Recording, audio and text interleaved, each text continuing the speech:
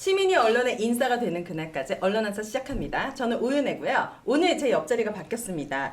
이분이 안 계셨으면 언론한사도 없었을 거라고 제가 확신합니다. 민원연 사무처장과 그리고 언론한사 총감독을 맡고 계신 신미 처장님 모셨습니다. 와, 네. 이 환호. 아니 벌써 땀이 나시면 아니 그렇게 맨 앞장서서 싸우시는 분이 이렇게 아닙니다. 긴장하시는 모습이 떨려요. 어색합니다. 네. 최 대표님이 매번 여기 네. 하차하고 싶다고 네. 그랬을 때마다 제가 무슨 말이냐고 네. 그 마음 이해됐습니다. 그렇군요. 네. 오늘 우리 신민 처장님과 함께 많은 이슈들을 다뤄볼 텐데 편안하게 하시면 됩니다. 네. 제가 오늘은 최영기 교수님에게 했던 그런 짓궂은 장면을 제가 하지 않도록 하겠습니다. 왜냐면 얼굴이 벌써 상기돼요. 더 넘기면 눈물이 날 것 같아서 제가 오늘은 지켜드리도록 하겠습니다. 네, 알겠죠? 네, 감사합니다. 따뜻한 네. 마음. 네. 좋습니다. 오늘은 다시 또 KBS로 왔습니다. 왜 KBS로 왔는지 우리 K님께서 인사와 함께 설명해 주시죠. 예, 언론노조 KBS 본부장 강성원이고요. 네. 저희가 그 철수를 했어요. 네. 지난 방송하고 나서 뭐 어렵게 이 장비들 다 철수하고 있는데 네. 다시 왔습니다. 이유가? 여기가 뭐 이렇게 터도 좋고 방송하시기가 좋대요. 방송하시기 편하고 근데 네. 다름 아니라 저희가 이제 세월호 10주기 다큐 불방건과 관련해서 지금 네. 오늘도 이제 4차 촛불 문화제가 직전까지 있었고요. 이게 아마 이제 곧 4월이 이제 다가오고 이 촛불 문화제가 아마 계속 4월 16일 이전까지는 KBS 앞에서 매주 수요일 이렇게 이어질 것 같습니다. 매주 그래서 수요일 7시부터인가요? 예, 네. 7시.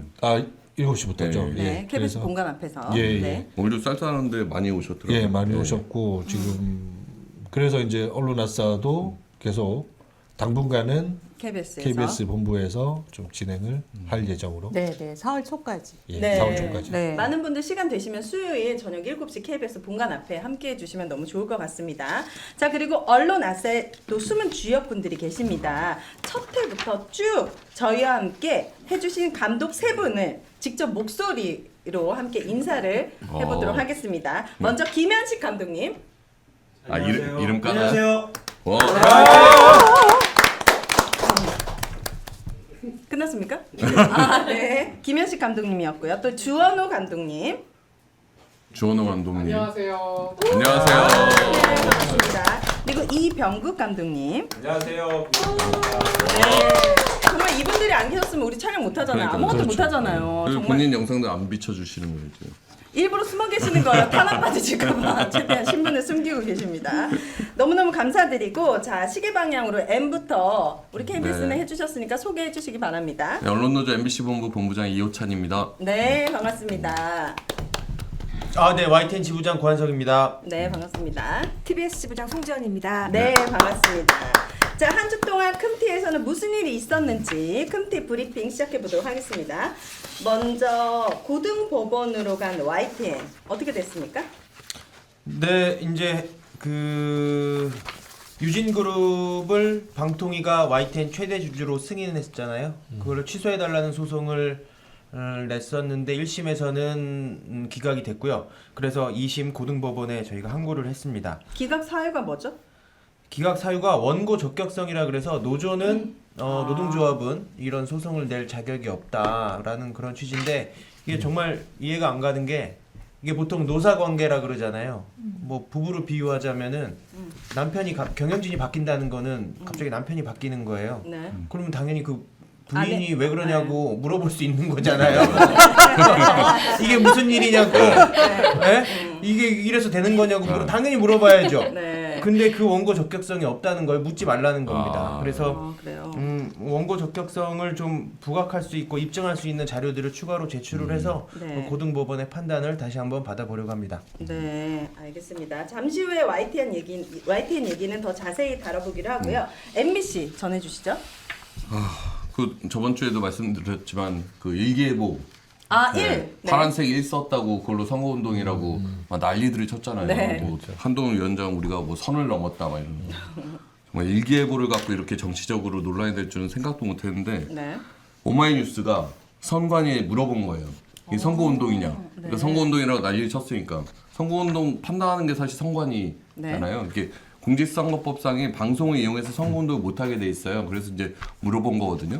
그래서 선관위가 오마이뉴스 측에 지난주에 내부 검토 결과 해당 영상을 보여주는 것만으로는 선거 관련성이 없다고 봤다. 그래서 MBC의 일기예보 영상이 공직선거법 위반으로 보기 어렵다고 보고 있다. 이렇게 이야기를 했습니다. 그랬군요. 그럼 그런데 네. 그러니까 선관위가 지금 선거법 위반 아니고 선거운동 아니라는데 선거방송심의위원회, 네. 방송통신심의위원회 안에 선거방송심의위원회가 있는데 거기는 결국 이걸 또 신속 심의하겠다고. 아 다른 기관이에요? 네. 선관위 중앙선거관리위원회 관리위원회. 있잖아요. 선거 때마다 선거 관리하는. 네. 거기서 이제 선거법 위반이냐 아니냐 이런 것들을 이제 판단들을 하거든요 보통. 근데 거기는 이제 선거운동이 불법 선거운동 이런 게 아니다라고 이제 이거 얘기했는데. 선거운동으로 볼 수 없다고 판단했는데 방송통신심의위에 있는 그 선거방송심의위는 이게 지금 선거 개입이다 이래갖고 이걸 또 굳이 신속심의 안건을 올려갖고 내일 이걸 또 심의하겠다라고. 정말 얘기를 코미디 같은 일이 벌어지고 있는 거예요. 그렇죠. 이게. 네. 그러니까 법으로 따지자면 헌재에서는 그렇죠. 이거 위법 아니다 이러는데 저 말단 지법에서 이거 심의하겠다고 이렇게 나서는 꼴인 거죠. 맞아요. 아 네. 그렇군요. 네. 너무 정확한 분인 것 같아요. 아. 잘하셨어요. 네. 내가 저번에도 얘기했지만 이거는 진짜 국민을 무시하는 거다. MBC 일기예보 파란색 일 보면 민주당 찍어야 되겠다라고 생각할 국민이 한 명이라도 있겠냐고요. 근데 네. 그 국민을 무시하는 인식이 있기 때문에 이런 걸 선거 개입이다라고 하는 말도 안 되는 얘기들을 하고 있는 거예요. 네. 그 실제로 그 이 빨간색 이를 띄우고 실제로 그 할 수도 제작진들이 있죠. 하셨잖아요. 아 그 빨간색이는 그 우리가 뉴스 외전 보라색이. 90 프로그램인데 그게 보라색이어서 그거는 문제예요. 빨간색으로 심의- 바꾸던지 해야지. 그게 보라색이라서. 네. 뉴스 외전은 이가 계속 하루 종일 나가고 떠 있단 있죠. 말이에요. 맞아요. 그런 거를 하나도 문제 안 삼고 파란색도 환경부 지정 그 미세먼지 맞아요. 좋을 때 색깔이 파란색이에요. 그리고 저번에도 말씀드렸지만 그 파란색은 민주당 색깔이랑 좀 달라요.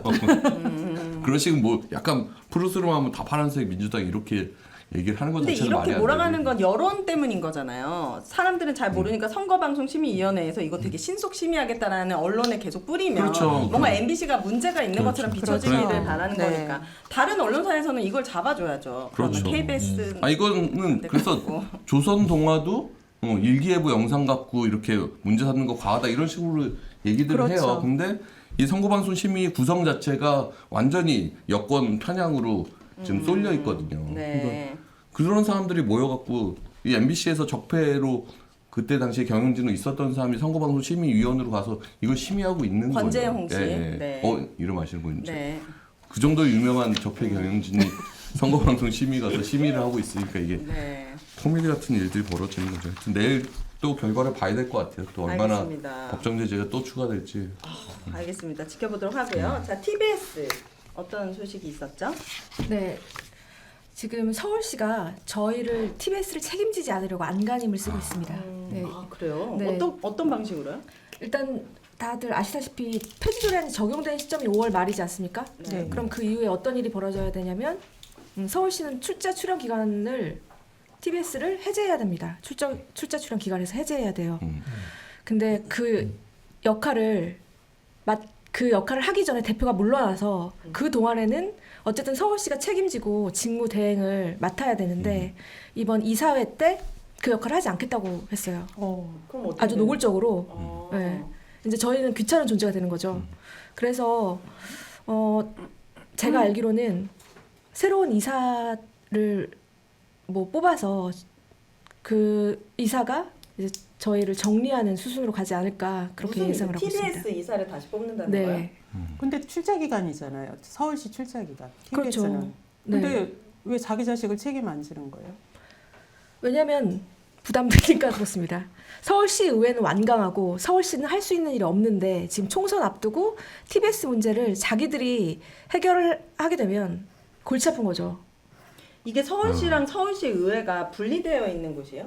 서울시의 산하 기관이에요? 서울시는 어떻게 보면 그러니까 청와대 행정부. 행정부라고 행정부. 하면 서울시는 시의회는 정부, 국회라고 생각하시면 서울시에는 됩니다. 국회 네. 이렇게 봐야죠. 의회와 서울시는 행정부. 용산과 여의도 국회 관계. 그럼 같은 겁니다. 서울시 의장? 네. 서울시 시의회장. 의장. 시의회 의장이랑 시장 중에 누가 더 높아요? 아 그런 건 없는데 입법부하고 행정부니까. 보통은 아 분리되는 거군요. 보통은 뭐 총리가 지방 높냐 국회의장이 높냐 네. 막 이런 얘기 비슷한 거니까. 어. 그러니까 어떤 그러니까 예산을 집행하는 기관은 서울시입니다. 근데 예산 다만 집행. 네. 근데 그 예산을 집행하기 위해서 네. 심사를 하고 네, 견제를 하는 곳이 시의회거든요. 네. 그래서 만약에 서울시 오세훈 서울시장이 저희에게 지원을 해주려고 해도 네. 시의회가 그 예산안을 통과시키지 않으면 지원을 해줄 수가 없어요. 근데 TBS는 제 생각은 서울시와 서울시의회 다 무책임하다고 생각을 해요. 너무 서울시는 진짜. 출자 기간에 대한 책임이 있거든요. 그런데 그것도 나몰라라 하고 있고 서울시의회 핑계를 대고 있고 서울시의회는 서울시가 책임을 다하도록 해야 되는데 오히려 TBS가 편향되다 불공정하다라는 이유로 국민의힘 의원들이 네.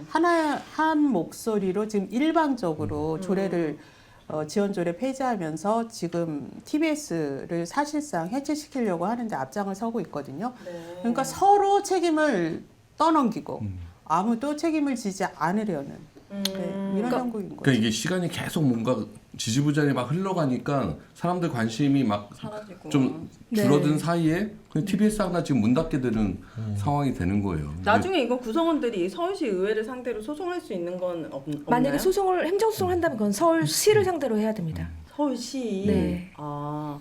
김건희님이 낳기만 하고 양육비는 안 낸다고 땡깡 부리는 형국입니다. 정확한 지적이시죠. 정확하네요. 네. 네. 아니 그리고 뭐 서울시가 이걸 뭐 직무 대행하는 거 되게 바람직하진 않지만 네. 자기들 주장대로 만약에 TBS의 옳은 방향이 자기들이 있다라고 생각하면 자기들이 관여해서 이렇게 가야 된다라고라도 의사표시라도 해야 될 거 아니에요. 그냥 아예 무책임하게 TBS를 그냥 문 닫게 하는 거를 바라고 있다는 것 자체가 오세훈 시장이 저는 도대체 무슨 무책임하네요. 생각인지 오세훈 모르겠어요. 서울시장은 총선 전까지 그냥 아무것도 진행이 안 되길 바라는 거예요. 어떤 것도 기사가 나지 않길 바라는 겁니다. 그 총선 이후에 끝나면 좀 있으면 5월 말인데 이제 그러니까요. 그때까지는 어쨌든 간에 그때까지는 가만히 있는 전략을 지금 하고 있고요. 네. 그다음에 민영화를 지금 저희가 용역을 했고 유찰이 됐는데 1차에서 유찰이 됐는데 2차에서는 아마 새로운 곳이 들어와서 저희 민영화를 추진하게 될 것 같아요. 네. 그래서 과연 저희가 민영화가 될지 네. 아니면은 출자 출연료는 해제되고 결국 살아남지 못해서 청산이 될지 그 기로에 서 있다고 보시면 될 것 내가 같습니다. 돈 있는 기업인이라면은 탐나는 거 아니에요? TBS. 아니요, 저희 탐낼 수가 없는 게 네. 일단 저희는 자산이 없고요. 주파수가 건물이- 있잖아요. 네, 주파수만 있을 뿐이에요. 근데 그것도 광고가 허용되어 있지 않은 좀 열악한 채널이기 때문에 그러니까 매력은 없어요. TBS의 저거는 사실상 이게 완전한 그 공공재 영역이죠. 맞아요. 이게 지금 막 무슨 뭐 민영화를 하느니 그 시의회가 막 이렇게 독단적으로 그냥 이걸 뭐 해체를 한다는 이 말 자체가 사실 상식적이지 그쵸. 않은 상황인 거죠 이게. 네. 네. 광고도 못 받으니까. 이게 공영방송이어서. 처음부터 저희는 그런 공적 기능을 수행하기 위해서 생겼거든요. 그렇기 때문에 자본금도 100만 원으로 한 것이거든요. 출자 출연 기간으로 했을 때 네. 그런 걸 인정하지 않고 잘 나가던 TBS를 완전히 바닥으로 끌어내린 다음에 네. 이제 필요 없어. 이렇게 하고 버리는 상황이거든요. 무책임하네요. 네. 네, 오세훈 시장이 아이들 밥그릇 급식 지원을 폐지하려고 했다가 서울시장 그때 스스로 물러나고 무릎 꿇고 이랬었잖아요. 네. 근데 이렇게 공공성이 강한 수도권 유일의 지역 공영방송이거든요. 그리고 공영방송뿐만이 아니라 사회 서비스원이라고 해서 돌봄 서비스 등을 하는 공공성이 강한 기관들도 지금 예산을 대폭 삭감하고 있어요. 아마 TBS가 이번에 문을 닫게 되면 전 세계에서 지역 공영방송을 폐국한 최초의 지방자치단체장이라는 오명을 남기게 될 겁니다. TBS 구성원들이 앞장서서 그 사실을 알려주시기를 네. 바랍니다. 그 건물은 그럼 누구 거예요? TBS 엄청 그 큰 건물은 건물이잖아요. 서울시가 빌려주는 건물입니다. 네. 알겠습니다. 자, 해도 너만 KBS 뉴스로 넘어가 보도록 하겠습니다. KBS가 요즘 보도가 많이 편파적이라고.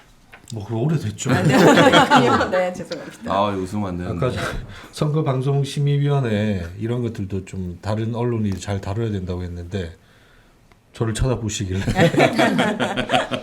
그 호주 오스트레일리아 네. 호주에도 공영방송이 있습니다. ABC 방송이 네. 있죠. ABC 방송도 보도를 했어요. 뭘 그렇죠. 보도했느냐? 이종법 돼서. 네. 최근 이제 MBC가 또 그 밀착 취재까지 하셨던 그 이종섭 전 국방부 장관이 이제 지금 수사 중에 이렇게 도피 갔잖아요. 호주 대사로 네. 이렇게 사실상 도피 간 거잖아요. 네. 이 중요한 뉴스를 호주 공영방송도 다룬 뉴스를 어. KBS가 안 단신 다루고 세 줄로 퉁쳐버린 거예요, 아, 그냥. 단신 세 줄로. 네. 이게 몰래 출국해서 되게 이슈가 됐던 네. 뉴스고 그 주말 그렇죠. 사이 그게 네. 뭐 지금 거의 지금 대한민국에서 가장 좀 이슈되는 그쵸, 탑 거잖아요. 뉴스죠. 거의 네. 지금 뭐 이 내용을 그 단신 처리로 해버렸고 네. 그래서 그 저희가 따로 좀 물었어요. 그 기자협회장이 그 이제 저희가 보도- 편집 회의 이제 항상 아침에 들어가거든요. 네, 보도국장에게. 네, 그 편집 회의를 할 때 이제 뭐 이런 것들 교전했는데 그 보도 지금 책임자죠. 그 뉴스룸 국장의 답이 한마디로 요약하면 아니 뭐 판단은 각기 다른 거다. 다를 수 있는 거다. 아. 뭐 그러고 이제 넘어가는 거예요. 그냥 이게 늘 여러 가지 편파적인 보도에 대해서 항의라든지 저희가 여기에 대해서 질문을 던지고 해명을 요구하면 지금의 그 KBS 보도본부의 수뇌부는 늘 이런 식으로 그냥 판단이 그냥- 다르다. 그냥 판단의 영역이 다르다. 네. 약간 무시해 버리는 거죠. 질문 자체는 무시해 버리는 거예요. 근데 제대로 왜 된 해명을 해놓지 KBS만? 않고. 왜 KBS만 다르냐?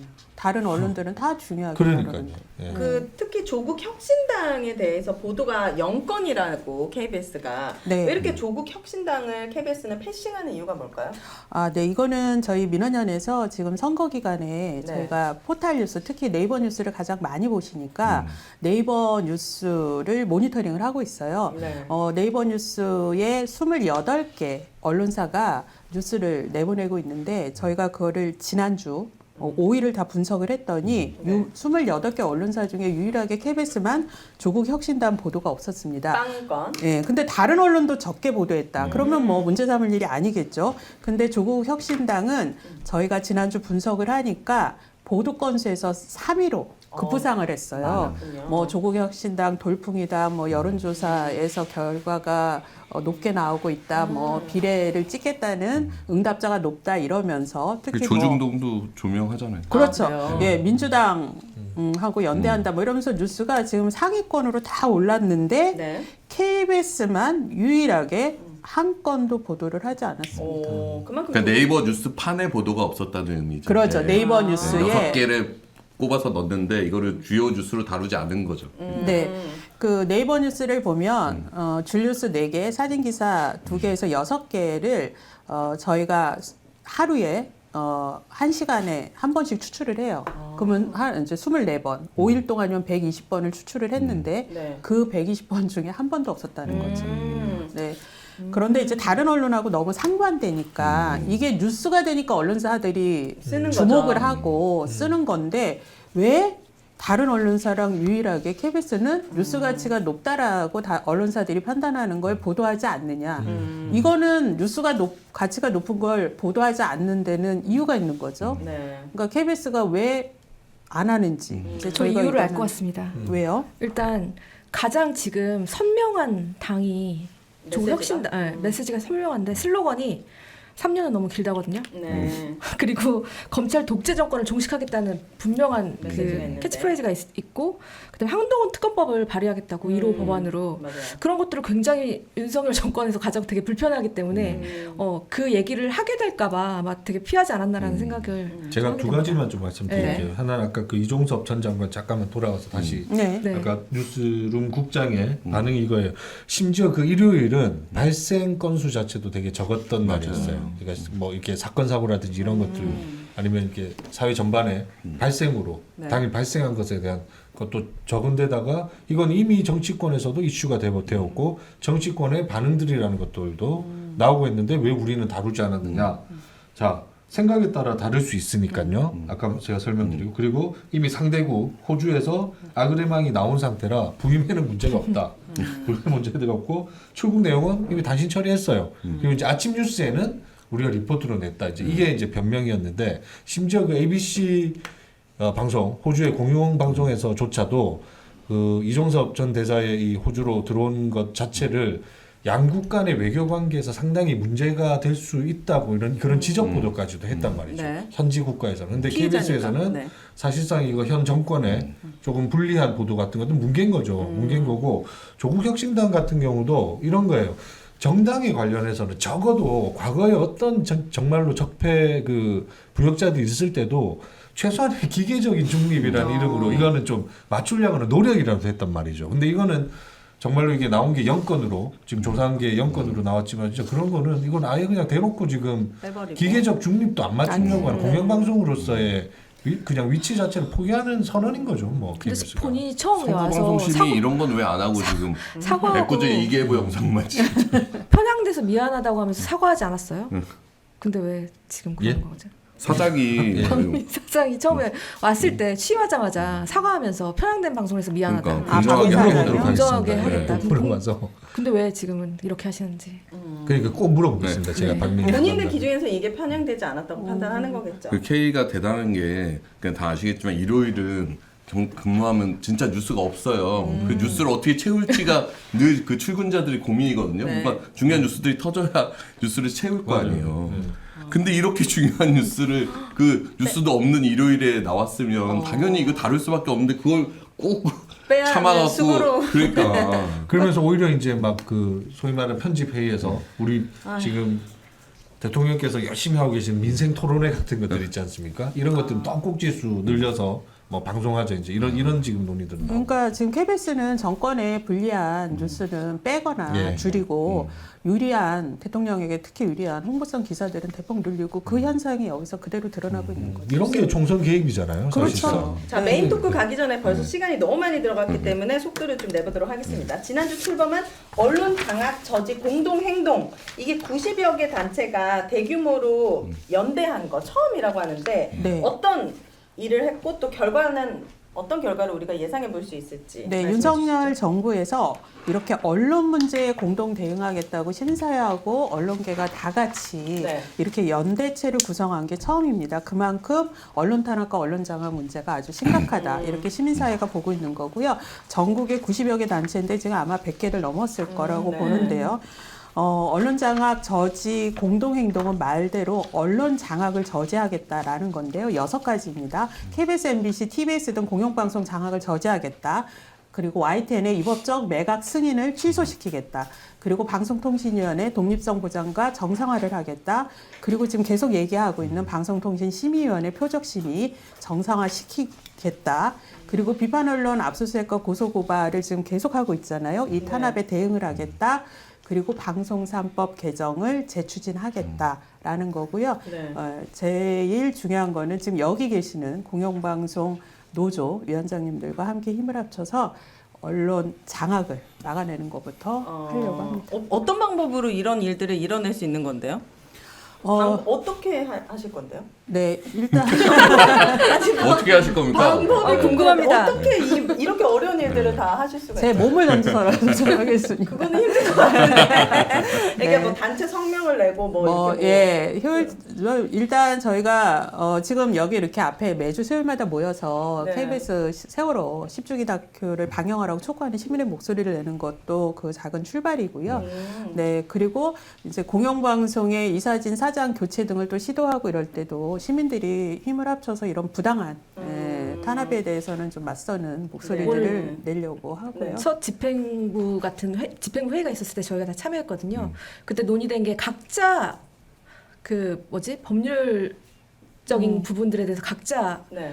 도생이잖아요. 근데 그거를 이제 합쳐서 뭔가를 해보자 그런 얘기까지 나왔거든요. 그러니까 네. 네, 각자 할 수 있는 것들을 모아서 좀 함께 싸우자. 함께 네. 싸우자는 그러니까 얘기. 그동안 각자 도생, 네. 그다음에 각계 전투에서 지금은 이제 공동 대응으로 대응을 가자. 네. 알겠습니다. 자, 메인 토크 넘어가 보도록 하겠습니다. 오늘의 메인 토크는 주제가 2가지입니다. 첫 번째는 적폐 언론인들의 총선 직행입니다. 이번 총선에서 가장 눈에 띄는 것이 있다면 언론인들의 총선 예비 후보자가 유독 많다는 겁니다. 우리가 혹시 걸러야 할 적폐 언론인은 없는지 꼼꼼히 살펴보도록 하겠습니다. 키워드 첫 번째, 국회 진출 1위 직업은? 자, 무엇인지 살펴보도록 하겠습니다. 우선 당별로 분석해 보면은 이게 뭡니까? 가장 많은 거. 이게 언론인들에 대한 지금 네. 분석인가요? 저희 아마 표가 준비됐을 텐데요. 네. 이번 22대 국회의원 선거에 처음 출마하는 전직 언론인입니다. 이게 이미 의원을 지냈거나 현직인들 분들 빼고 네. 처음 이번에 출마하는 분들 중에 전직 언론인 현황을 기자협회에서 정리한 건데 벌써 30명이나 돼요. 낯익은 30명이네요. 이름들이 네. 보이네요. 그리고 저 중에는 너무너무 낯익은 이름들이 많죠. 이른바 적폐 부역 언론인으로 명백히 언론사 내부에서 그리고 시민사회에서도 저런 사람은 자격이 없다라고 판단된 분들도 이름을 대거 올렸습니다. 보니까 여당이 21명, 야당이 7명으로 여당이 3배 정도가 많네요. 압도적 언론인들이. 그렇죠. 국민의힘에 아주 대거 몰려 있죠. 네. 예, 그래서 국민의힘이 아니라 저희가 적폐연대다 막 이렇게 얘기할 정도로 몰려 있습니다. 자, 국회 진출 직업 1위가 검찰과 기자라고 합니다. 뭔가 좀 안 어울리는 것 같기도 하고 부적절한 것 같기도 한데요. 두 번째 키워드로 넘어가서 각자 의견을 좀 들어보도록 하겠습니다. 그들에게만 낮은 국회 문턱이에요. 정치인들을 가장 많이 접하는 직업군이잖아요. 기자분들이. 그렇죠. 그렇기 때문에 아무래도 국회로 들어갈 일이 많고 또 그런 소문도 있더라고요. 뭐 예를 들어서 MBC에서 언론인이 가면은 국회 활동을 해야 되잖아요. 그런데 이제 MBC 사주에서 나온 거잖아요. 근데 이제 사주에 보고가 됐고 뭔가 되게 유리한 일들을 진행시키고 막 이런 식으로 좀 악용될 수 있는 사례들도 있다. 이런 얘기들도 들었는데 이런 부분이 어느 정도는 사실입니까? MC는 뭐, 경험해본 네. 적이 없어서 모르시겠지. 여기 계신 분들. 아니, 전 여기 국민의힘 출입 기자였습니다. 예, 그래요? 국회 출입을 오래 하셨죠. 국민의힘 오래 취재했던 기자로서 네. 네. 뭐 영입 제안을 받았거나 연락이 없네요 아직. 기다리고 있습니까? 아 그러니까요. 네. 옷도 빨간색으로 이렇게 그러니까요. 기다리고 네. 있는데. 지금 6개월 동안 빨간색 입고 있는데 아예 연락이 없어. 그럼 언론인 분들이시니까 주변에 정말 정치를 꿈꾸고 사실 정치를 위해서 언론인이 되신 분들도 꽤 많이 있나요? 근데 그 대놓고 이렇게 막 얘기한 사람은 많지는 않아요. 근데 저희 좀 YTN 있었다는. 같은 경우는 대놓고 자기 꿈은 정치하는 거라고 네. 기자 생활하던 분들 계셨어요. 그럼 정치했습니까? 아 그분 다 MC로 이직했습니다. 아, MBC로 갔어요? 네. 아 그래요? YTN은 아니다 싶었나? 네. 그렇군요. 뭔가 이제 본인들이 생각하셨을 때 저희가 이제 적폐 언론인들의 명단을 좀 뽑아가지고 이런 분들은 걸러야 된다라고 시민분들께 알려드리려고 하는데 지금 살펴보면 키워드 3입니다. 국민의 비례를 신청한 분들이 6분인데 여기에 5명이 여당에 몰려있는 거고 그중 한 분이 얼마 전에 사면받은 분이에요. 특히 김장겸 야. 이분의 이름이 눈에 띄는데 과거 악행을 M님께서 소개해 주시죠. 이게 2월 7일자 미디어 오늘 기사. 2월 7일 네. 요 분이 김장겸 씨 가운데. 네. 아 안경 쓰신 분? 네, 안경 쓰신 네네네. 이분이 MBC에서 어떤 MBC 여기 일들을 옆에 하셨죠? 얼굴만 나온 사람. 얼굴 어디 얼굴? 요 사람. 아 그 지금 예. 누구 같아요? 본인이십니까? 네. 네, 반쪽만 나와요. 제 옆에 네. 김장겸한테 그때. 뭐 항의 시위하고 막 이랬던 건데 이 사람이 그러니까 MBC 적폐 시대를 사실상 이끈 몇 사람이야. 년도예요? 이명박근혜 정권 시기에. 아, 네. 그래갖고 2011년부터 2013년까지는 정치부장 보도국에서. 네. 2013년 5월부터 2015년 2월까지는 보도국장. 다 높은 자리 같은 높은 자리 느낌이에요. 쭉쭉 어. 초고속 승진을 한 거예요. 그리고 네. 2015년 2월부터 2017년 2월까지는 보도본부장. 그리고 2017년 3월부터는 MBC 사장까지를 하면서 이명박근혜 정권에서 MBC의 뉴스 신뢰도가 완전히 떨어지는데 혁혁한 공을 세웠군요. 공인지 하여튼 나쁜 짓을 일삼았던 사람이죠. 이 정치부장 때는 대선 그 희대 오보 안철수 논문 조작 아니, 논문 표절 이거 오보해갖고 되게 이슈가 됐던 사람이고 그다음에 보도국장 시절은 세월호 참사 세월호 참사 때 MBC도 전원구조 기레기 이거? 역할 하고 전원. 전원구조 오보할 때 이제 보도국장이었는데 세월호 유족들 폄하하는 발언들 그래서 유족들이 막 이제 그때 뭐 청와대로 행진한다 막 이러니까 뭐 작전 세력이 붙었다 이런 식으로 네. 그리고 막 유족이냐 깡패냐 막 이런 류의 발언을 편집회의에서 했던 그런 사람이에요. 아. 그래서 당시에 이제 그 잠수부 한 분이 돌아가셨을 때 네. 이것들을 마치 유족들의 조급증이 잠수부의 죽음을 불렀다는 식으로 네. 그때 전국부장이 리포트했는데 그때 보도국장이 김장겸. 2015년 2월에서 17년은 보도본부장이었는데 이때는 최순실 그 국정농단 사건 때 네. 그때 제가 내부 뉴스 모니터링하는 그 노조 집행부 간사였는데 정말 최순실이라는 이름이 MBC가 거의 제일 마지막에 나왔을 거예요. 최순실도 최순실이라고 부르지 못하고 그랬던 지금의 시절에 MBC 뉴스를 망친 사람이거든요. 네. 이 사람이 이번에 출마를 한다는 거예요. 근데 저번에 말씀드렸죠. 이 사람이 범죄자 그 설 명절제 특별 사면 받았거든요. 네. 집행유예 받았었던 그 사람입니다. 징역 8월에 집행유예 2년을 작년 10월에 대법에서 확정이 됐는데 4개월 만에 윤석열 사면 대통령이 받았어요? 특별 사면 시켜준 거예요. 죄명이 뭐였는데요? 부당 노동행위 노조법 위반으로 해서 내부 구성원들 외부로 부당하게 전모한 그런 혐의. 그 혐의는 김장겸의 여러 악행 중에 그냥 실정법의 한 부분일 뿐이에요. 그거 플러스 이 사람이 이 편파 왜곡 거의 청와대 방송을 만들었던 장본인이거든요. 네, 근데 이런 지금- 사람을 콕 집어서 사면시켜서 네. 이제 지금 국회의원으로 만들어주려고 비례로 나온다는 거예요, 이 비례로 사람이? 신청을 해서 아마도 지금 분위기에 이렇게 신청한 사람이면 사실상 시켜주겠다는 거거든요.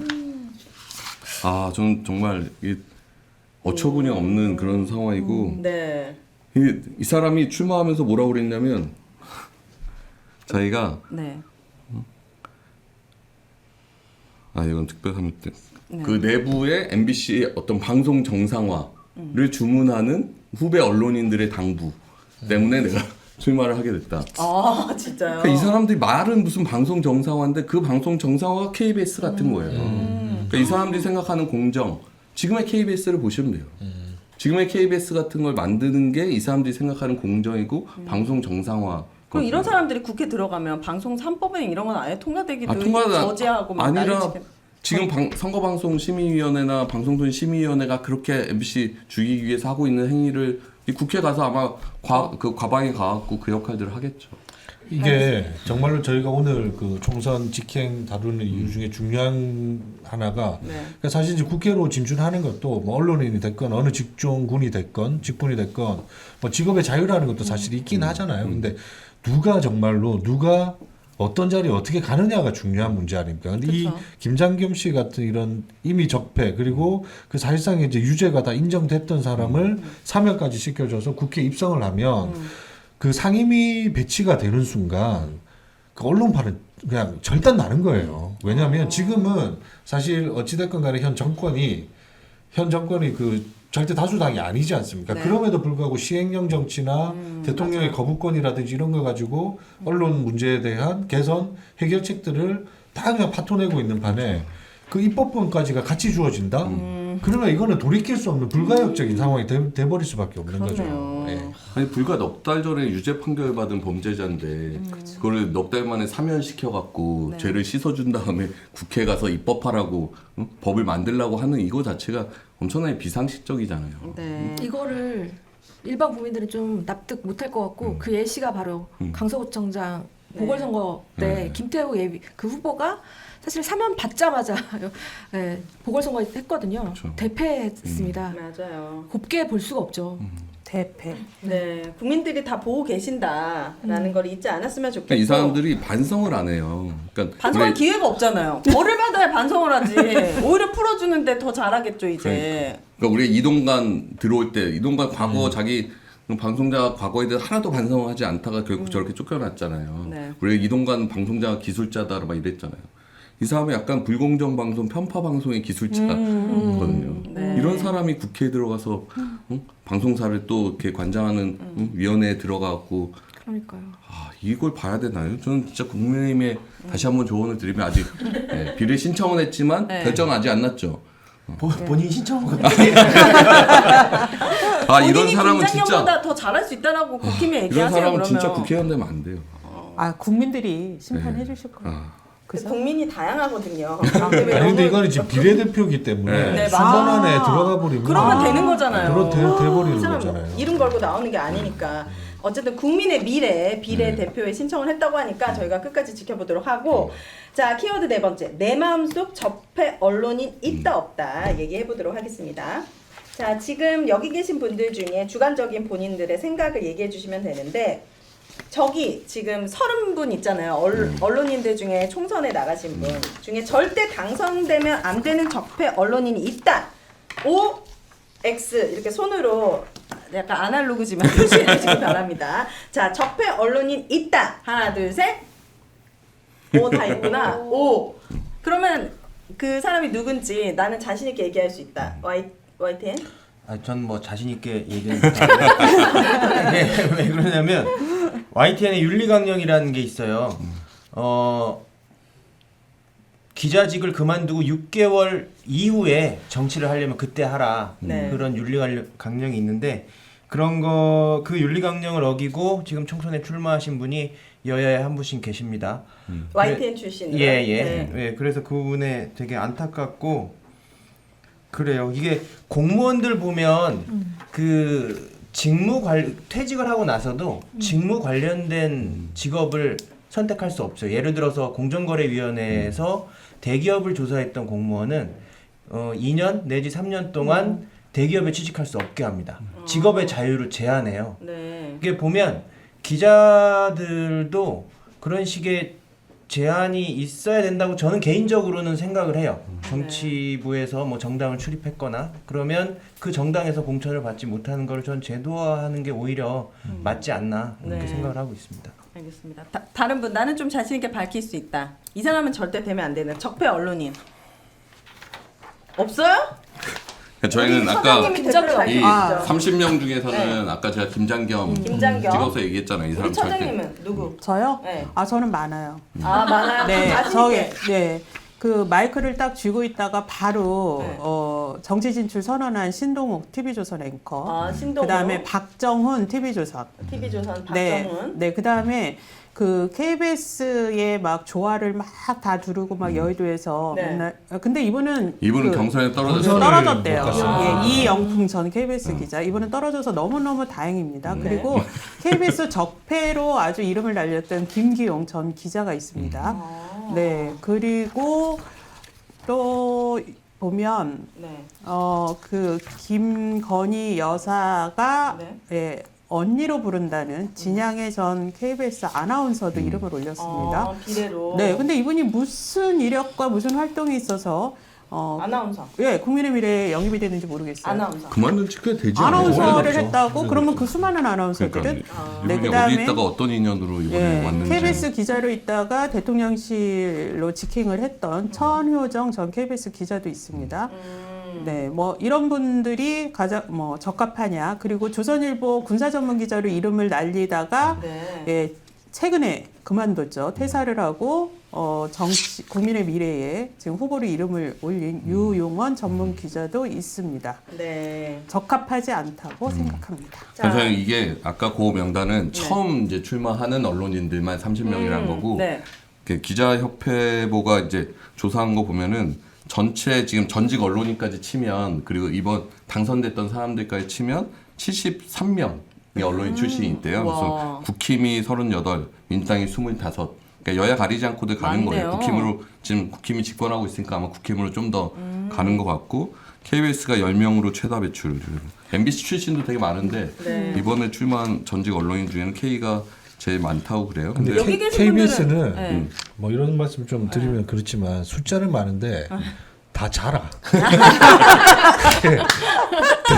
좀 대물급이 없어. 다 뭐 사실 뭐 말씀 막 하셨지만 뭐 쏙쏙 귀에 들어오는 건 없잖아요. 여기 뭐 김장겸 만나면 김장겸 아시잖아요. 알죠. 아, 셀럽이 없어요? 네. 저도 처음 보는 게 있어요. 저도 사람들이 지금. 많아요?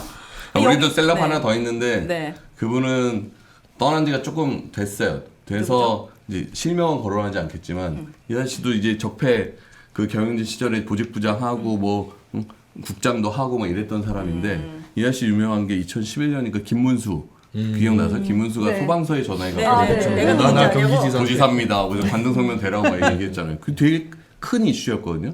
그때 이 아저씨가 사회부장이었는데 이게 얘기 안 된다고 리포트를 막았어요. 그분이 이번에 또 어디다? 이번에 출마하십니다. 또 이렇게 성만 알려주세요. 네. 박모 씨인데 경선은 또 어떻게 누가 또 다른 박모 씨가 비껴나갖고 네. 그분이 지금 출마하는데 그러니까 그러니까 그때 그런 119 전화를 보도를 못한 그게 네. 2012년 저희가 이제 파업하는데 하나의 큰 고리 중에 하나였거든요.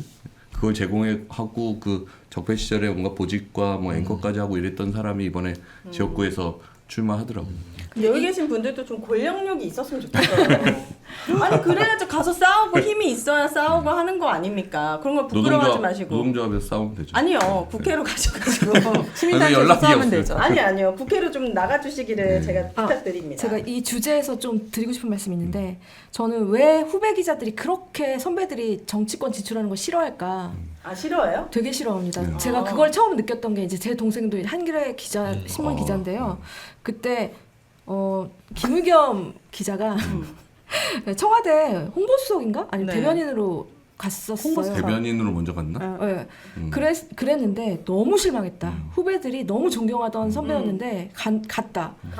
가서 왜 실망해요? 간 것 자체만으로 실망한 이유는 아니잖아요. 그런데 근데 거의 그때도 김의겸도 직행했죠. 직행했을 그러니까 거예요. 직행하면은 네. 그 바로 전까지 썼던 기사를 어떻게 믿을 것인가. 그렇죠. 그러니까 뭐 YTN 같은 경우 앵커가 오늘까지 뉴스를 진행하다가 그 다음 날 국민의힘에 가서 총선에 출마해 버리면 그러면 시청자들은 YTN의 뉴스를 어떻게 믿어야 되느냐 하는 걸 후배들이 걱정하는 거죠. 그래가지고 제가 비난을 많이 하는 TV 거예요. 조선 네.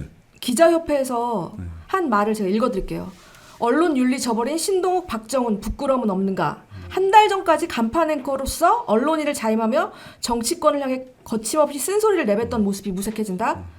TV조선을 정치권 진출의 발판으로 삼은 두 사람의 행보로 언론계 안팎뿐만 아니라 시청자들로부터 쏟아지는 비판은 왜 우리 기자들이 감당할 몫이 되어야 하는가. 여기에 딱 드러난 것 같습니다. 이건 좀 정치권 뭐 언론인도 각성을 좀 해야 되는 거고 그러니까 네. 최소한은 좀 유예 기간을 갖고 뭐 언론인도 정치할 수 있죠 출신이 근데 이렇게 바로 네. 며칠 전까지 일하다가 아침에 표집회의 들어왔다가 다음날 청와대 가고 뭐 이런 거는 사실 지양해야 없어져야 될 된다. 문화고 이거는 여야 막론하고 사실 네. 계속되는 관행인데 정치권도 사실 그런 부분에 대해서 좀 너무 민감도가 떨어지는 것 같아요. 그러니까 정치권 입장에서는 바로 이제 지금 핫한 사람들이 자기들한테 들어오는 게 좋겠죠. 근데 그렇게 뽑아감으로 인해서 그 사람이 했던 그때까지 기사나 방송들의 신뢰도 자체가 이제 정파적으로 다 인식이 돼버릴 수 있잖아요. 그래요? 이게 옳고 그름의 문제가 아니라 이 사람이 뭐 민주당 가서 정치할 생각, 국민의힘 가서 정치할 생각으로 이 보도를 했다라고 오해될 수 있는 소지가 있으니까 네. 최소한의 좀 유예 기간을 갖는 좀 사회적 합의나 좀 이런 게 있으면 그러니까 좋겠다. 우리나라의 일종의 권원 복합체 이런 게 작동하는 것 같아요. 보면 여당 비례대표 내지로 출마한 사람들이 압도적으로 많잖아요. 여당 쪽에. 보면 보수 진영은 언론과 그 정치권이 이게 복합체로 작동을 원활하게 잘 하는 편이고 그러니까 언론인들을 많이 끌어다 쓰는 것 같아요. 이게 유권자들이 보고 바로 언론에 있다가 정치권으로 직행한 사람들은 안 뽑아줘야 돼요. 우선 시민들께도 부탁드립니다. 전국 시민단체로 구성된 총선 시민 네트워크 낙천 운동에서 공천 반대 5명이 있었습니다. 그 중에 박성중, 박완주, 배현진, 윤두현, 김은혜 요 5명의 이름 기억해 주시면 좋을 것 같고 자 다음 저는 이 중에는 네. 박성중. 박성중 이게 전직 이제 그 국민의힘 과방위 간사 망원 맡았던 제조기. 의원이거든요. 네. 서초구청장 출신. 이번에는 서초에서 못 나가고 아마 부천으로 어디로 갔지? 부천. 부천. 네. 다른 지역으로 이제 갔는데 이분은 진짜 인문학적 소양이 없는 분이세요. 이분은. 아니 언론자의 파괴자. 네. 파괴자. 그런 걸 기대했다니. 죄송해요. 자, 두 번째 키워드로 넘어가 보도록 하겠습니다. 오늘의 메인 토크 두 번째 주제는 YTN 흑역사 다시오나입니다.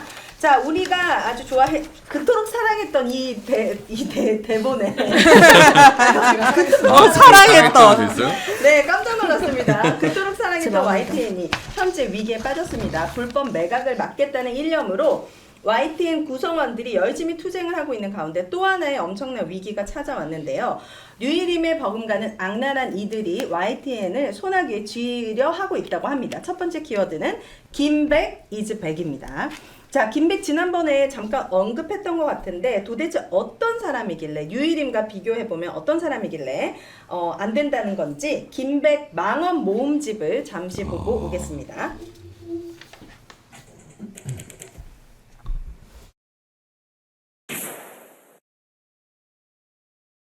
일부 라디오 시사 프로그램 진행자들하고 정치인들의 그 역기 김건희 최초로. 여사에 대한 비판이 이제 끊이지 않고 있는데 선거 방송 거의 심의위원 스토킹 수준이다 근데 이렇게 김백하고 말할 수 있을 김장겸 것 이미지가 같습니다. 비슷해요.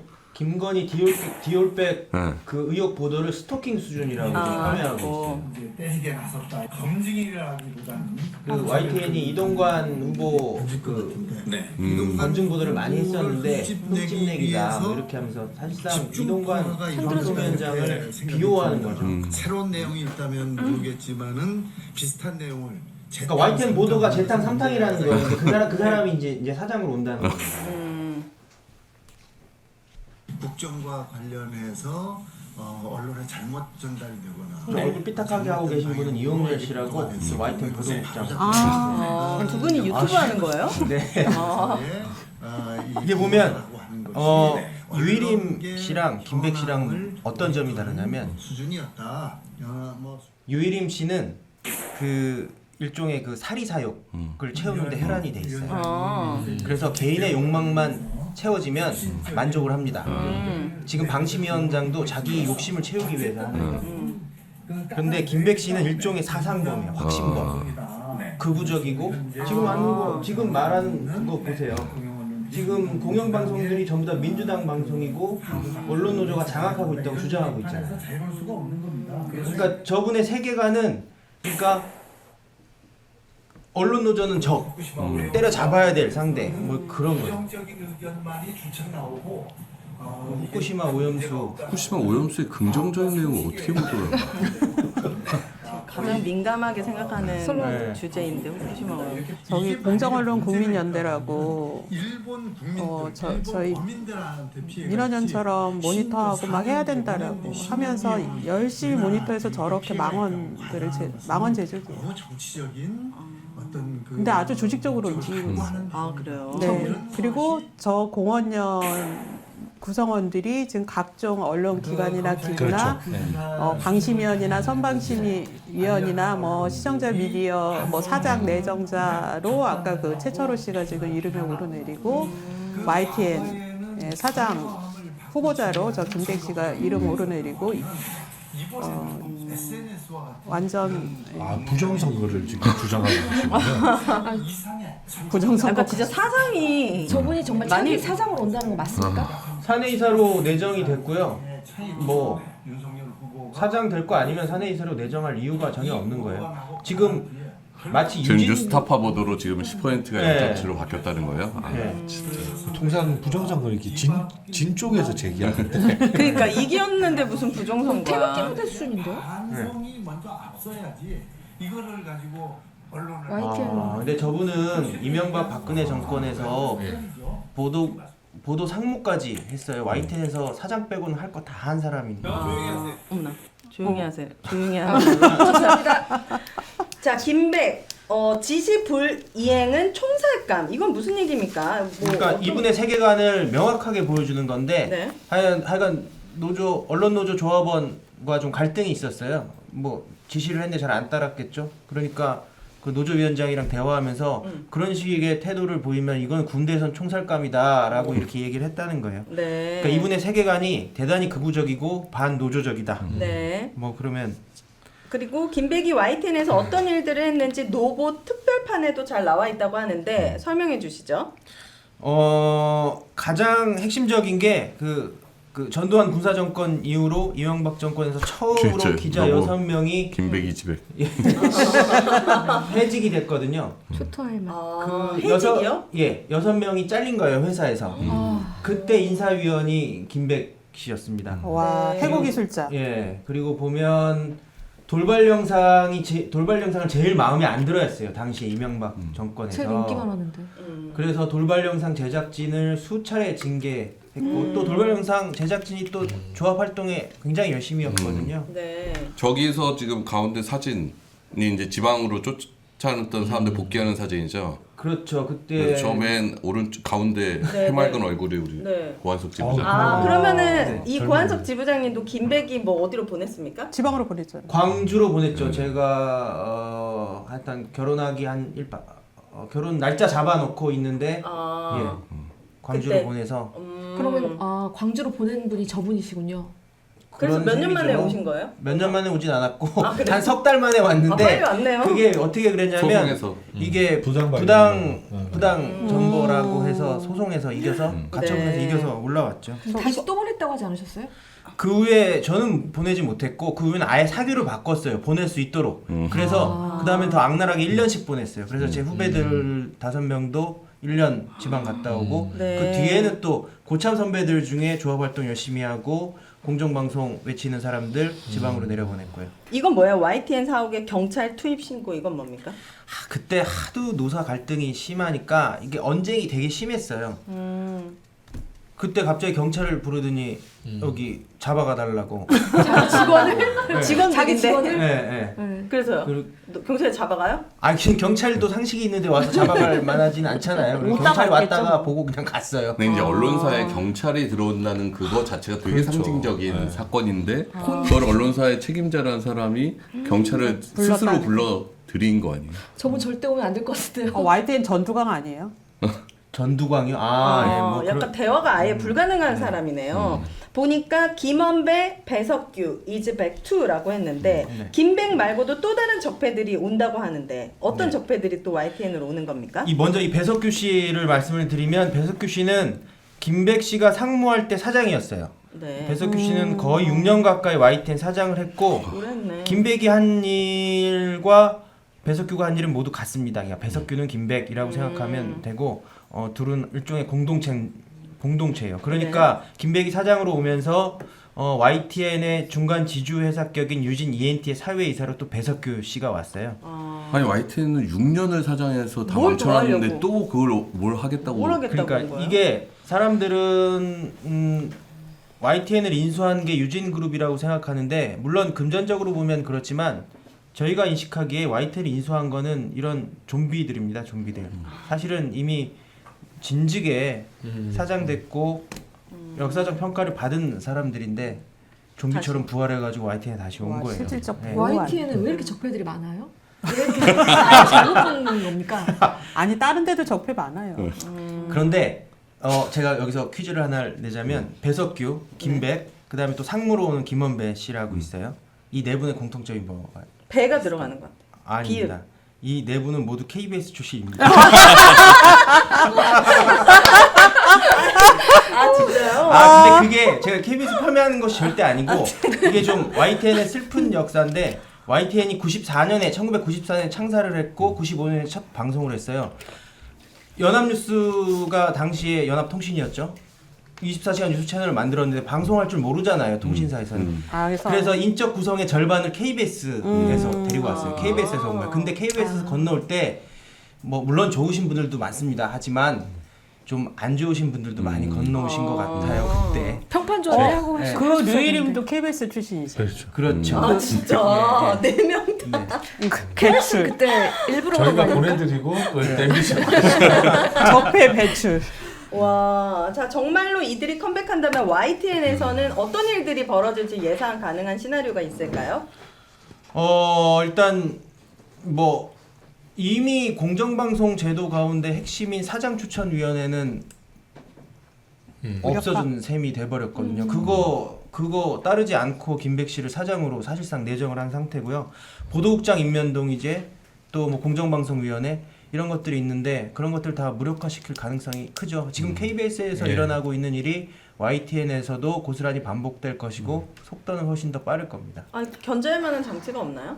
그렇게 탄압을 받았으면 그 견제할 수 있는 장치가 사장 추천위원회인데 그거를 그거를 지금 무력화시킨다. 무력화. 다 무시하고. 근데 사장 추천위원회가 노조가 무슨 딱 정하고 이런 개념은 아니잖아요. 단역. 숫적으로 그렇죠. 좀- 이 사회의 사장 후보들을 추천하는 거죠. 네. 2명이나 3명 정도를 네. 추천하는 거예요. 그리고 노조가 추천하는 것도 아니고 네. 대주주들 이사회에서 사장 후보 추천 위원 3명을 뽑고 노조가 2명, 또 소수노조가 1명, 시청자위원회에서 1명. 이렇게 7명의 사장 추천 위원들이 후보자들을 선별해서 2-3명을 이사회에 추천하는 거예요. 그런 구조인데 그러니까 그 그것조차 완전 따르지 노조가 않겠다는 장악한 기준 저것도 아니고 사측이랑 같이 해서 숫자는 오히려 사측의 숫자가 더 많아지는 거잖아요. 그런데도 그거 자체도 지금 추천위를 안 거치고 네. 임명하겠다는 거니까. 그래서 KBS 투쟁이 되게 중요한 게 어떻게 싸웠는지 보고 저희도 그것을 복귀해서 잘못을 다시 반복하지 않고 그래야죠. 네, 그런데 마지막 키워드가 싸움의 고수가 YTN이라고 하는데 지금 KBS에 전수를 해주셔야 될 것 같은 느낌인데 다른 방송사가 YTN 노조의 싸움의 기술을 배워갈 정도라고 하는데 과거에 어떻게 싸웠는지 노하우를 전수해 주시죠. 아, 그 노보 그 사진 혹시 있으면 네. 그 보면서 이게 여러 가지 게 있어요. 가장 좌측 상단에 보면 앵커들이 검은색 옷을 입고 있잖아요. 맞아. 저거. 그리고 또 옆에는 기자가 뭐 저걸 우리는 스탠드업이라고 그러고 KBS는 온마이크라고 그러는 것 같더라고요. 네. 그때 검은색 넥타이를 맸습니다. 그러니까 우리 낙하산 사장이 내려왔을 때였거든요. 그래서 공정방송이 훼손될 우려가 크다라고 하면서 일종의 상복 투쟁을 한 거고 네. 그때 놀라운 것은 YTN만 그런 것이 아니고 저 당시에 KBS, MBC, SBS 기자들도 같이 YTN 투쟁에 동조해서 검은색 넥타이를 메고 감동적이다. 스탠드업을 했어요. 그리고 MBC, KBS 메인 뉴스 앵커들도 검은색 옷을 입고 나왔습니다. 그 근데 당시에는 일종의 그런 연대 의식이 있었는데. 컸던 거죠. 지금도 가능합니까? 지금도? 지금은 상황이 많이 변해서 많이 배운 것 네. 같은데 어떻게 될지 오히려 상상할 검은색을 수 피해서 없고요. 계속 혹시나 검은색 있을까봐 파란색, 네. 빨간색. 아 그렇군요. 다른 방송사들은 좀 싸웠을 때 유리했던 것 좀 아이디어 있으면 좀 공유해 주시죠. 투쟁에서 이런 방법이 잘 통하더라. 수시에서 이런 방법? 네. 없으면 앞으로 좀 만들어 주세요. 다음 방송에서. 뭐 다 아는 사실 뭐 내용이고 저희도 되게 다양한 방법으로 2012년에 뭐 170일 넘게 파업하고 그다음에 2017년에도 70여일 넘게 파업해서 김장겸 쫓아냈던 거였고 네. 그 과정에서 어쨌든 국민들이랑 이 사안을 사실 국민들한테 최대한 잘 알리는 게 맞아요. 중요하잖아요. 그러니까 내부적으로 싸우는 것도 중요한데 외부적으로 이 사안을 어떻게 쉽고 재밌게 알릴 것인가. 우리가 언론화사를 해서 좀 이렇게 전파하는 것도 되게 큰 몫이고 다양한 방식으로 유튜브나 이런 것 이용해서 많이 선전들을 했었죠 저희도. 그 아까 그 노보 다시 좀 보여주시면 네. 그 토끼 네. 여기서 죄수복 입은 사람 저 그냥 그 옆에 보면 보도국에 사람들이 다 모여 있어요. 당시에 국정농단 사건이 터졌을 때였어요. 네. 근데 보통 그러면 그 당시에 JTBC가 막 특종을 연이어하면서 치고 나가고 한겨레 앞서 나가고 했어요. 그러면 기자들이고 언론사면 경쟁심이 생겨요. 그리고 특종하고 싶다고요 본인도. 그러면 보통의 대부분의 언론사들은 특별 취재팀을 꾸리거나 뭐 그래서 대응을 하고 또 어떻게든 낙종 만회해서 따라가거든요. 그때 YTN 보도는 무기력하기 그지없었어요. 그래가지고 보도 기자들이 모여가지고 대체 우리가 왜 이렇게 됐으며 이런 걸 한탄하는 그런 자리였거든요. 그리고 그 당시가 그런 적폐 사장들이 YTN을 사로잡았을 때고요. 그래서 저는 저 때가 가장 그 많이 서글프고 네. 그리고 YTN이 김백 씨에게 장악되고 유진그룹이라는 자본에 장악되면 아마 그런 무기력한 보도들이 이어지겠죠. 지금 내부 분위기는 어떻습니까? 내부 분위기는 일단 그 김백의 컴백에 대단히 충격을 받은 상태고 하지만 뭐 한번 싸워봤던 상대니까 해볼만하다 이렇게 생각하고 있어요. 들어와. 네. 그러면 들어와. 총선 전에 들어올 확률이 크네요. 총선 전에 들어오겠죠. 3월 29일이 주주총회고 네. 그때 김백 씨를 사장으로 임명하면 4월 1일에는 취임할 수 있겠죠. 그래서 저는 시청자분들도 그렇고 국민들도 그렇고 이게 본질이 뭔지 그러니까 말은 되게 저번에 지금 뭐 건전한 자산 뭐 공기업의 자산 건전성을 위해서 YTN 매각한다 이랬고 KBS도 뭐 공영방송 만들겠다라고 하고 뭐 네. 김장겸도 방송 정상화라고 이야기하지만 정말 그냥 100% 이명박근혜 정권 당시의 방송이 다시 부활되는 거다. 네. 그때 당시에 불공정 방송을 다 만들었던 주도했던 사람들이 그대로 다 복귀해서 그런 사람들이 사장하고 국장하고 본부장하고 보직 부장해갖고 뉴스를 만들게 되는 거거든요. 네. 그런 거를 시청자들이 원하시는 건가? 그럼 총선이 정말 다시 한번 강조드리지만 중요할 것 같습니다. 이렇게 총선 전에 이렇게 또 빠르게 YTN이 김백에게 장악이 되고 정말 YTN마저 KBS처럼 된다면 24시간 보도 전문 채널이잖아요. 정말 중요한 보도들이 앞으로 더 많이 나올 텐데 많은 시민분들이 피해를 보실 테니까 총선에 반드시 잘 치렀으면 좋겠고요. 자, 언론화사 이제 마무리할 시간입니다. 오신미 사무처장님. 네. 평소에 말하던 말투와 너무 달라서 그랬어요? 너무 지금 네. 약간 가수면 상태에 거의 깜짝 놀랐거든요. 오늘 어떠셨나요? 생각보다 편안하셨죠? 편안했어요. 질문을 거의 안 했잖아요. 네, 그렇죠. 네. 분노 요정님 때문에 네. 네, 아주 편안했습니다. 막 근데 평상시에 하시던 대로 했어도 좋았을 것 같아요. 네. 네. 네, 다음번에 한 번 더 하셔야 되나요? 기회가 그러면? 있다면은 네. 네. 네, 평상시 모습을 보여주시기 바랍니다. 네. 자, 세월호 한 줄평. 한 줄평.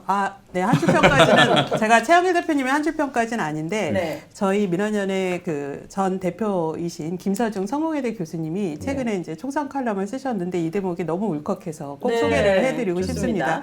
우리가 이렇게 공영방송이 침탈당하고 언론이 이렇게 장악당할 때 이게 우리가 뭘 해서 바꿀 수 있을까? 이런 얘기들 하잖아요. 계란으로 바위치기 아닐까? 이런 얘기를 하시는데 이렇게 얘기를 하셨습니다. 현명한 유권자가 모이면 유권자가 바위이고 왜곡된 언론이 계란일 뿐이다. 네, 저는 4월 10일이 가장 중요한 우리 네. 국민들의 힘이 바위가 될 수 있는 날이라고 생각을 합니다. 네, 그랬으면 정말 좋겠습니다. 그 DREG 94i님도 노년층 투표율 80%다. 젊은 분들 많이 나가셔가지고 꼭 투표 많이 하셨으면 좋겠다. 절실하다 이런 글 남겨주셨습니다. 자, 오늘 노년층도 많이 하고 젊은 층도 많이 하고 전 그쵸? 국민이 많이 해야죠. 그쵸. 투표. 네, 네. 다음 주에는 그래도 좀 좋은 소식이 들렸으면 좋겠는데 뭐 이렇게 한 줄도 없어요. 아 진짜. 아니 있었어요. 아까 그 선관위에서 그 MBC 뉴스. 근데 그럼 뭐예요? 바로 선방위에서는 선거방송심의 신속심의 한다. 아니 선관위가 세니까 이제 선방심의가 아무리 아, 그 까불어도 내부적으로 어쨌든 이 선거법에 대해 판단하는 선관위가 이걸 선거법 위반이 아니다라고 얘기한 건 되게 좋은 네. 이슈 네, 중 하나죠. 네. 상식적인 언론 장악, 멘트들. 저지 공동 공동행동 행동도 여기 좀 활발한 네. 활동 기대해 보도록 하겠습니다. 네 몸바쳐 하겠습니다. 네, 좋습니다. 자, 시민이 언론의 인싸가 되는 그날까지 언론화사는 최선을 다할 거고요. 끝까지 시청해주신 많은 분들 진심으로 감사드립니다. 저희는 다음 주 수요일 8시에 뵙겠습니다. 감사합니다. 수고하셨습니다. 고맙습니다. 방송인 같은 느낌.